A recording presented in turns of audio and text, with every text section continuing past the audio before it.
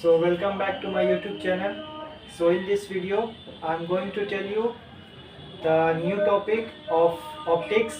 So in further classes I have tell you what is optics, what is light, about the properties of light. So in this topic I like to tell you about the reflection, the phenomena of reflection.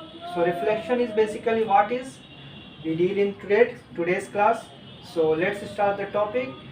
So before going to the topic, I like to tell you a brief introduction of today's lecture. So let's start the video. So here you can see reflection. So what is basically reflection? Reflection होता क्या है?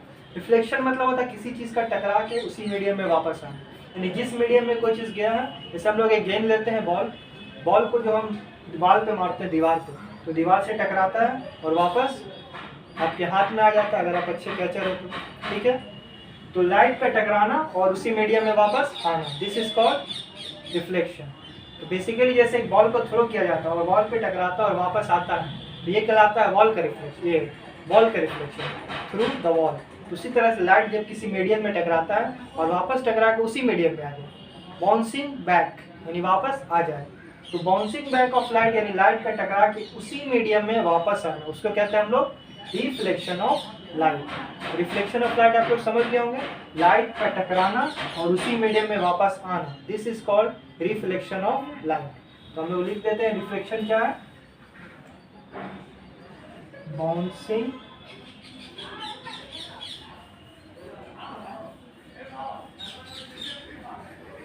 Back of light in same medium, not different medium, in same medium,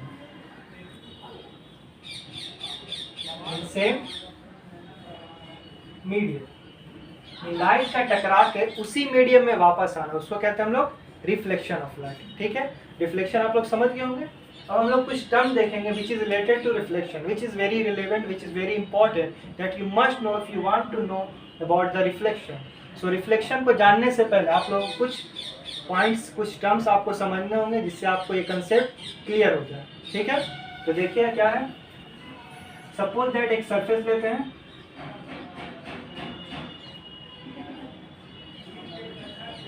this is a reflecting surface. Reflecting surface मतलब जिस surface पर reflection होगा, यानी जिस surface पे इस घटने को किया जाएगा, इस फिनोमेना को देखा जाएगा, तो जिस सरफेस पे रिफ्लेक्शन किया जाएगा उसको कहेंगे रिफ्लेक्टिंग सरफेस।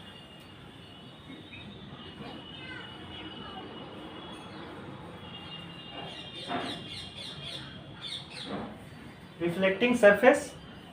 अब मान ले एक रे आता है, रे क्या है?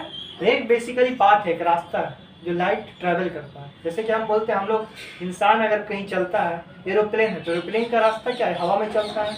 अगर शिप ले पानी का जहाज तो वो पानी में चलता है, दिस इज इट्स पाथ, उसका रास्ता है। सपोज दैट हम ट्रेन बोलते हैं, ट्रेन क्या है? ट्रेन के ट्रैक होता है ना, रेलवे ट्रैक, उस पर चलता है। बस की बात की जाए तो बस कहाँ चलता है? रोड पे चलता है। तो उसी तरह से लाइट जो होता है, लाइट का जो रास्ता है, the path along which light travels, इस पाथ को हम लोग दिखाते हैं, we denote that path by ray. Ray से हम लोग दिखाते हैं उस रास्ते को जिस रास्ते से लाइट होके ट्रेवल करता है। ठीक है, जिस तरह से बस, कार, बाइक या फिर कोई भी अलग जो ट्रैवलिंग व्हीकल्स है उसका हम लोग देखते हैं। तो लाइट बेसिकली रे क्या है? रे पाथ है, रे is the path along which light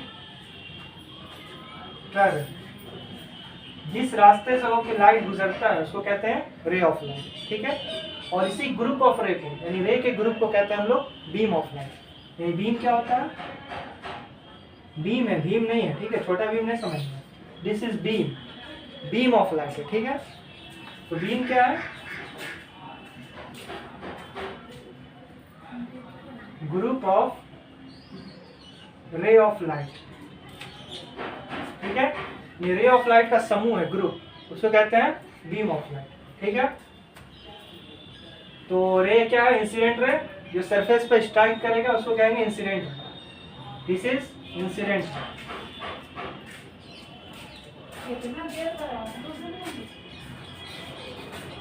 ठीक है, जिस पॉइंट पे इंसिडेंट रे स्ट्राइक करता है, जिस पॉइंट पे, उसको कहते हैं पॉइंट ऑफ इंसिडेंट। क्या कहते हैं? पॉइंट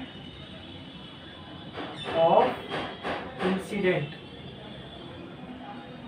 पॉइंट ऑफ इंसिडेंट कहते हैं। अब ये टकराएगा तो वापस भी जाएगा बेसिकली, है ना, जो आया है उसको जाना भी है। तो इस पॉइंट पे टकराए और टकराने के बाद ये रिफ्लेक्ट करेगा इस तरह से, ठीक है, ये रिफ्लेक्ट किया। ये इंसिडेंट रे, जो रे इंसिडेंट होगा रिफ्लेक्टिंग सरफेस पे, उसको कहेंगे इंसिडेंट रे। जिस पॉइंट पे इंसिडेंट होगा उसको कहेंगे पॉइंट ऑफ इंसिडेंट, और जो रिफ्लेक्ट होगा रे उसको कहेंगे रिफ्लेक्टेड रे, रिफ्लेक्टेड रे, ठीक है।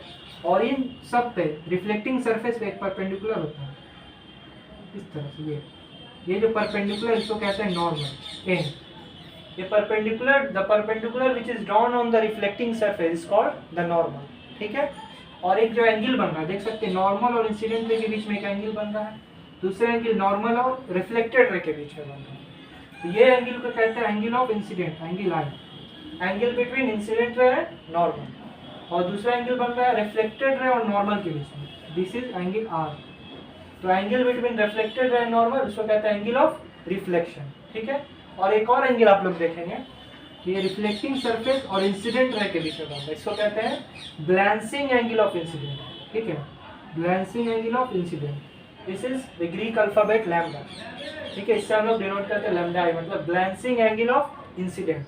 उसी तरह से रिफ्लेक्टेड रे और रिफ्लेक्टिंग सरफेस के बीच में बनता है, इसको कहेंगे lambda R, that is glancing angle of reflection. ये सब वेरियस टर्म्स है जिसको आपको समझना है before knowing the concept of reflection. यानी रिफ्लेक्शन को क्लियरली समझने के लिए these are the terms which you must know to aware about the reflection. So इन सब टर्म के बारे में इसके डिफिनेशन हम पिछले क्लास में देखेंगे। अभी मैंने इसको क्लियर कर दिया है, what is reflection of light, what is incident ray, what is ray of light, what is beam of light, है ना, और what are the terms which we deal in reflection. So in next class I'll tell you the law of reflection and the definition of this term. Okay, so see you soon.